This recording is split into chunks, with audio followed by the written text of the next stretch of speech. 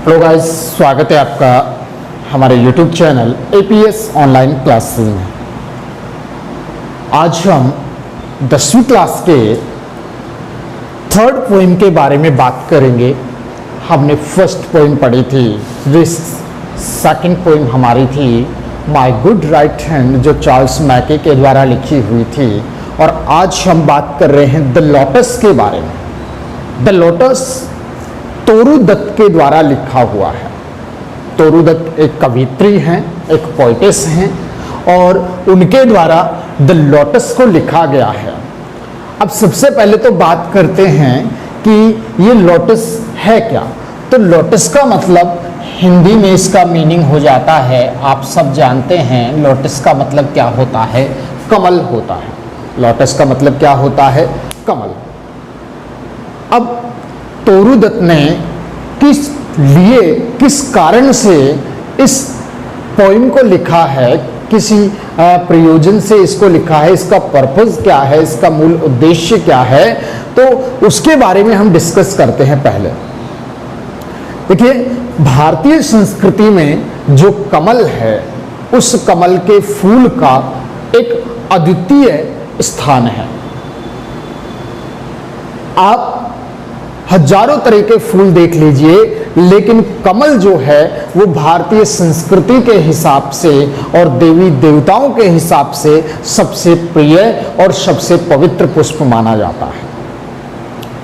हम जिस लोटस के बारे में बात कर रहे हैं या कमल के बारे में जो हम बात कर रहे हैं, आप देख लीजिए, कभी भी चाहे वो ब्रह्मा जी हों, चाहे वो विष्णु जी हों या ज्ञान की देवी माता सरस्वती हों, वो सभी कमल पर विराजमान होते हैं।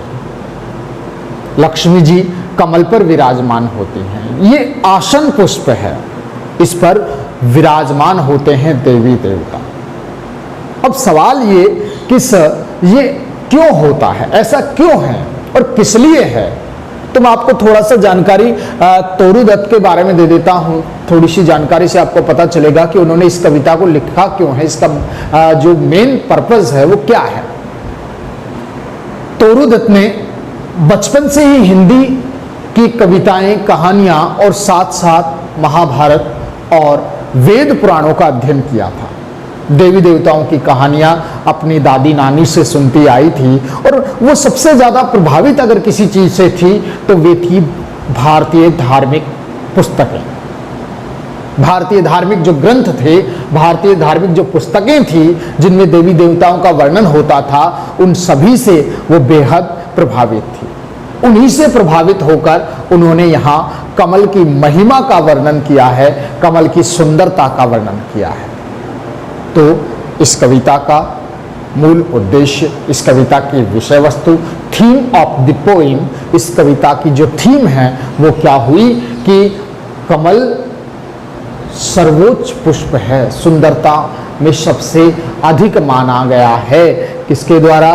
कवियत्री के द्वारा। और न केवल कवियत्री के द्वारा, बहुत से लोग, आप देखिए, पवित्रता की जब बात आती है, प्योरिटी की जब बात आती है, तो सबसे ज़्यादा अगर हम बात करते हैं या एग्जाम्पल अगर देते हैं तो हम कमल का देते हैं, हम लोटस का देते हैं कि कमल कीचड़ में रहकर भी उस कीचड़ से निर्लिप्त होता है, नॉन अटैच्ड होता है, संता नहीं है। कमल कहाँ निकलता है? कीचड़ में निकलता है। आज हम एक ऐसी धार्मिक कथा का, एक ऐसी ही धार्मिक कहानी का आनंद उठाएंगे इस कविता में। तो आज हम इसका पहला स्टेंजा पढ़ रहे हैं। तो सबसे पहले बात करते हैं उस फर्स्ट स्टेंजा के बारे में, पहले पद्य के बारे में, पहले पद्यांश के बारे में कि वो क्या है जो कवित्री इसके अंदर कहना चाहती है। देखिए, फर्स्ट स्टेंजा की मैं बात कर रहा हूं। फर्स्ट स्टेंजा में आप देखिए, कवित्री कहती है, जो पोइटिस हैं तोरू दत्त, वो कहती हैं कि लव केम, अब ध्यान दीजिए, ये जो लव है ये वर्ब नहीं है, प्रेम करना इसका अर्थ नहीं होता। क्यों? क्योंकि इसके बाद एक और मेन वर्ब है, क्या? केम, जो वर्ब की कौन सी फॉर्म है? सेकंड। कम, केम, कम, केम, कम। केम जो कौन सी वर्ब की फॉर्म है? सेकंड फॉर्म है। ठीक है। अच्छा, तो यहां लव जो है उसे कहते हैं प्रेम और सौंदर्य का देवता। लव को क्या कहते हैं? प्रेम और सौंदर्य का देवता। अब सवाल ये, आप अपने धार्मिक जो भारतीय ग्रंथ हैं उनके हिसाब से वेद पुराणों में जो आपने कथा कहानियां सुनी हुई हैं ईश्वर की, देवी देवताओं की, उन कथा कहानियों से मुझे बताइए कि जो प्रेम और सौंदर्य का देवता होता है उसे हम किस नाम से जानते हैं? कौन सा देवता है जो प्रेम और सौंदर्य का देवता है? तो उस देवता का नाम है कामदेव। है कि नहीं? देवों में सबसे ज्यादा सुंदर कौन से हैं? कामदेव। तो प्रेम और सौंदर्य का देवता कौन हो गया? कामदेव, जिनकी पत्नी कौन है? रति। तो कामदेव जो हैं वो लव के नाम से जाने गए हैं। यानी कि हमने जो पोएम के अंदर जो हमने नाम लिया है वो क्या लिया है? लव।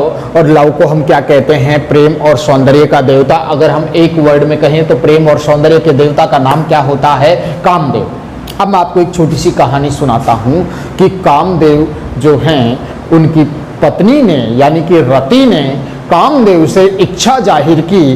कामदेव से कहा कि मुझे इस सृष्टि का सर्वोच्च सुंदर फूल चाहिए। क्यों? क्योंकि मैं इस सृष्टि में सबसे अधिक सुंदर हूं। क्योंकि कामदेव की पत्नी है जो स्वयं सुंदरता का देवता है, उसकी पत्नी है रति। उन्होंने कहा कि मुझे इस सृष्टि में सबसे अधिक जो सुंदर पुष्प है उसकी आवश्यकता है, मैं उसे चाहती हूं। कामदेव उस पुष्प की तलाश में निकलते हैं और पुष्प की तलाश में निकलते हुए सबसे पहले वो जब जाते हैं तो किसके पास जाते हैं? तो ध्यान दीजिए, यही इस कविता का सार है, यही से कविता स्टार्ट होती है। तो कवि कहता है, कवित्री कहती है कि लव प्रेम का देवता कामदेव केम आया। प्रेम का देवता कामदेव केम आया टू फ्लोरा। किसके पास आया? फ्लोरा। फ्लोरा क्या होती है? वनस्पति और फूलों की देवी। ठीक है, फ्लोरा कौन है? वनस्पति और फूलों की देवी। तो वनस्पति और फूलों की देवी को क्या कहा जाता है? तो उसको कहा जाता है प्रकृति, नेचर। होती है कि नहीं होती? वही तो होते हैं फूल, पुष्प, वनस्पति।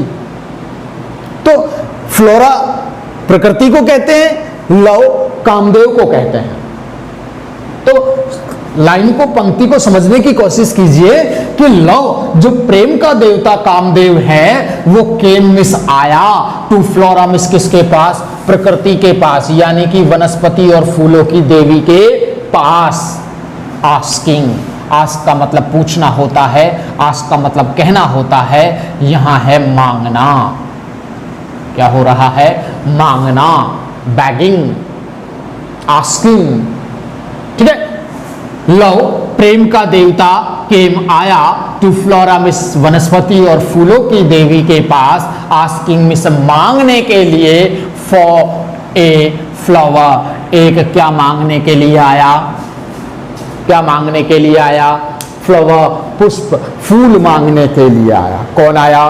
प्रेम का देवता कामदेव प्रकृति के पास, वनस्पति और फूलों की देवी प्रकृति के पास क्या मांगने आया? ए फ्लावर, एक पुष्प मांगने आया। यही बात है पहली लाइन में। ठीक है, सेकंड देखिए, कैसा पुष्प? कामदेव की पत्नी ने कैसा पुष्प मांगा था? सृष्टि में सबसे सुंदर। आप देखिए, हमने हर चीज में एक सबसे हाई पोजीशन, एक टॉपेस्ट पोस्ट दी हुई है हर चीज को, कि भी फलों का राजा आम होता है, जंगल का राजा शेर होता है, फूलों का राजा हमने किसको घोषित किया हुआ है? गुलाब को घोषित किया हुआ है। इसी तरीके से हमने प्रकृति में और भी पोस्ट्स बनाई हुई हैं और भी पदवी बनाई हुई हैं। तो वही बात है, सर्वोच्च पुष्प हमको चाहिए। तो कवित्री कहती है दैट। यहां दैट का मतलब की नहीं होता, यहां दैट का मतलब होगा जो। दैट जो would of flowers, of flowers means फूलों का, फूलों का, वुड बी यानी होगा, वुड बी यानी होगा या होगी, अनडिस्प्यूटेड, डिस्प्यूट का मतलब होता है झगड़ा करना, डिस्प्यूट का मतलब क्या होता है, झगड़ा करना, झगड़ा करना। तो फिर अनडिस्प्यूट का मतलब क्या हो गया, झगड़ा नहीं करना, झगड़ा नहीं करना का मतलब बिना झगड़े के, बिना झगड़े के, और बिना झगड़े का मतलब हो गया सहमति, बिना झगड़े का मतलब क्या हो गया, सहमति। ठीक है, तो यहां ये तीन अर्थ, सॉरी ये वाला नहीं, ये डिस्प्यूट का है, ये दो अर्थ हमको मिल रहे हैं। तो ये क्या हो गया, अनडिस्प्यूट का मतलब सहमति से, समझ में आया मैंने ये मीनिंग क्यों निकाला है। बिना झगड़े का मतलब पांच लोग हैं, पांचों आपस में झगड़ रहे हैं किसी चीज को लेकर, लेकिन जब सब पांचों की एक साथ सहमति हो जाती है, सब उस बात पर एग्री हो जाते हैं, तो उसमें कोई झगड़ा नहीं होता। तो अनडिस्प्यूट का मतलब झगड़ा नहीं करना बिना झगड़े के। तो बिना झगड़े के कब होगा, जब लोगों की क्या होगी, सहमति। तो मैंने इसका अर्थ लिया, चाहे तो आप बिना झगड़े को लेकर देख लीजिए क्या बना कि दैट, जो कौन, फ्लावर। यहां जो दैट वर्ड आया है वो किसके लिए आया है, फ्लावर के लिए। कौन सा फ्लावर, जिसे आस्किंग मींस मांगने के लिए कौन आया है, लव, किसके पास आया है, फ्लोरा के पास। किसके पास आया है, फ्लोरा के पास। दैट, जो, would of flowers, flowers means फूलों का, वुड भी मीन्स होगा या होगी, अनडिस्प्यूटेड, सर्वसम्मति से, सर्वसम्मति से, यानी कि सबकी सहमति से क्या होगी। तो यहां क्वीन है, तो क्वीन का मतलब क्या हो गया, रानी, जो सर्वसम्मति से सभी फूलों की क्या होगी, रानी होगी। ऐसा पुष्प चाहिए, ऐसा फूल चाहिए जो सर्वसम्मति से सभी फूलों की क्या होगी, रानी होगी। ये बात किसने कही, लव, प्रेम के देवता ने। किससे कही, फ्लोरा से। Why did love come to Flora? Question सुनिए, Why did love come to Flora?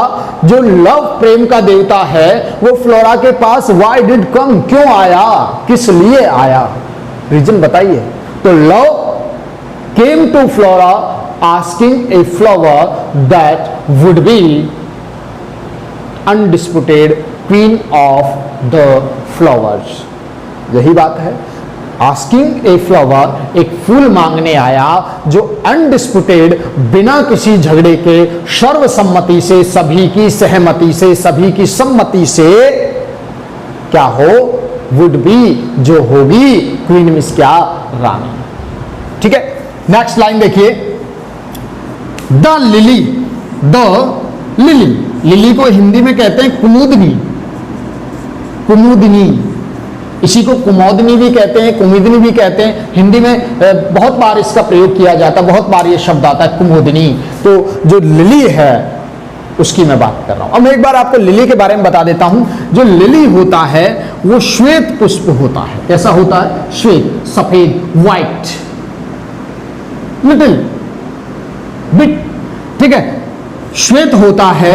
और इसकी एक खास बात है लिली की कि ये केवल एक दिन जीवित रहता है, एक दिन, वन डे, एक दिन ही ये जीवित रहता है, लेकिन उस एक दिन में भी ये अत्यधिक सुंदर और प्रसन्नता प्रदान करने वाला पुष्प माना जाता है। ठीक है, तो लिली का आपको समझ में आ गया। लिली एक श्वेत रंग का पुष्प होता है, छोटा सा, जो केवल कितने दिन के लिए निकलता है, एक दिन के लिए निकलता है। तो लिली उसको कहते हैं, उसको कुमुदनी कहते हैं, सुंदर होता है। And the rose, and the rose, rose यानी गुलाब। ठीक है, गुलाब को आप जानते हो, मैं इसकी डिटेलिंग आपको नहीं दूंगा। गुलाब का फूल, गुलाब का पुष्प।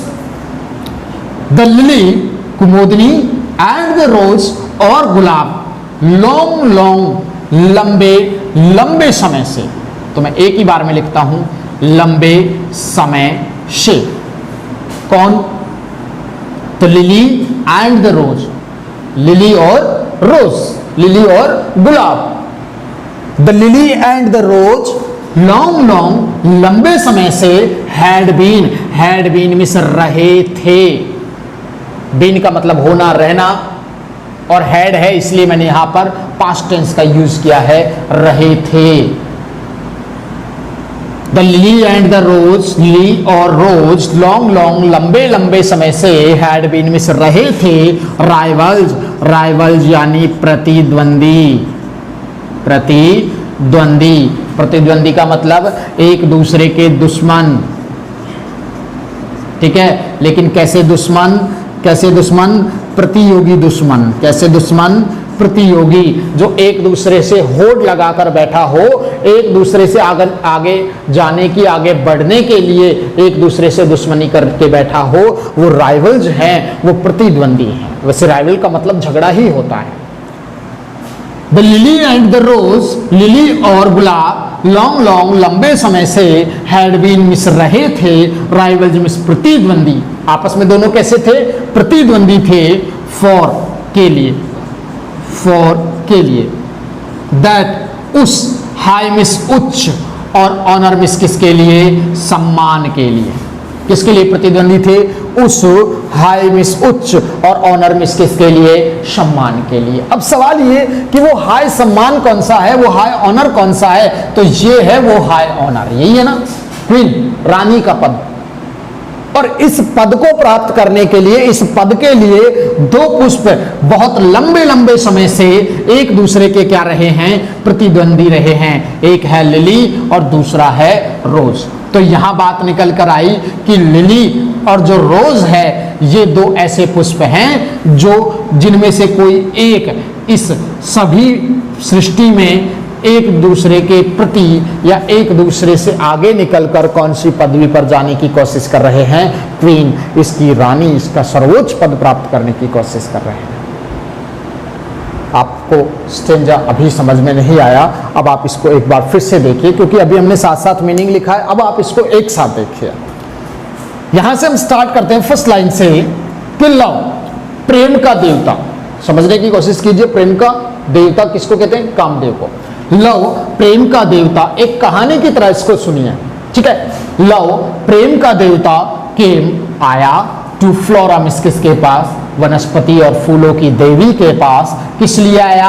आस्किंग मिस, मांगने के लिए, फॉर ए फ्लावर, एक क्या? फ्लावर यानी पुष्प। क्लियर? दैट, जो, यहां दैट शब्द किसके लिए है? पुष्प के लिए, फ्लावर के लिए। दैट, जो पुष्प, वुड ऑफ फ्लावर्स मीन्स फूलों का, वुड भी यानी होगा या होगी, अनडिस्पुटेड, सर्वसम्मति से, क्वीन मीन्स क्या? रानी, जो सर्वसम्मति से इनकी क्या होगी? रानी होगी। द लिली एंड द रोज, और गुलाब, लॉन्ग लॉन्ग, लंबे समय से, हैड बीन मिस रहे थे, बने हुए थे, राइवल्स मिस प्रतिद्वंदी, फॉर मिस के लिए, दैट मिस उस, हाई मिस उच्च, और ऑनर मिस किसके लिए? सम्मान के लिए। प्रेम का देवता फ्लोरा के पास आया और उनसे कहा कि मुझे सर्वोच्च पुष्प चाहिए, सबसे सुंदर पुष्प चाहिए। अब कवित्री के हिसाब से केवल दो पुष्प हैं जो एक दूसरे के प्रतिद्वंदी बने हुए हैं। किसके लिए? इस पद के लिए। अब दोनों तो नहीं हो सकते, दोनों को तो कवित्री दे नहीं सकती। पुष्प कितना मांगा है? यहां देखिए को लाइन में कितना पुष्प मांगा है? एक मांगा है। लेकिन यहां पुष्प कितने हैं जो एक दूसरे के प्रतिद्वंदी है? यानी कुछ गुण इसमें ज्यादा हैं, कुछ क्वालिटीज इसके अंदर ज्यादा।